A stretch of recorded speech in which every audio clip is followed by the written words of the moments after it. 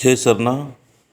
अनादि प्रार्थना से पहले जितने भी हैं, जितने भी प्रार्थना में शामिल होते हैं, सभी को शुरुआत करने से पहले पूरा समर्पित भाव से, तन से, मन से, विचार से, हाव से, भाव से सरना माँ में स्थित होना चाहिए।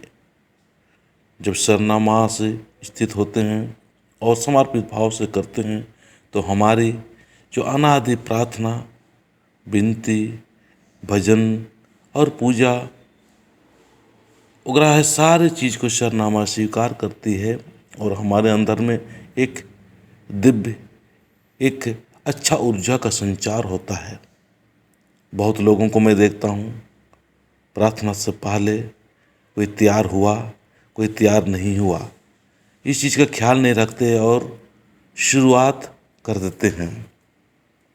पर ज़रूरी है हम सभी को शुरुआत से पहले सभी लोगों को इस बात पर ध्यान दिलाना है कि हमें आगे अनादि प्रार्थना, धर्मेश का, चाला माँ का जो प्रार्थना है वो प्रार्थना करने जा रहे हैं। तो सभी लोग अपने मन को, अपने विचार को, अपने भाव को और अपनी शारीरिक भाषा जो है, शारीरिक का जो हरकत है वो सरना माँ की तरफ हो, ताकि हम सभी लोग एकाग्र मन से और शुद्ध और पवित्र और अच्छे चित्त से सरना माँ का प्रार्थना, विनती कर सकें और उसको स्वीकार करें। तो आगे इसी तरह से आप मेरी बातों को अगर अच्छा लगता है तो ज़रूर आप भी इस चीज़ को अमल कर सकते हैं। और आपको लगता है कि इससे भी और बेहतर कुछ अनादि प्रार्थना से पहले कहना चाहिए, बोलना चाहिए, तो आप और भी कह सकते हैं और बता सकते हैं। मैं इसी बताने का प्रयास कर रहा हूँ कि हम सभी लोगों को अनादि प्रार्थना से पहले हमें अपने मन को एकदम शांत रखें और अनादि प्रार्थना शुरू करें। जय सरना।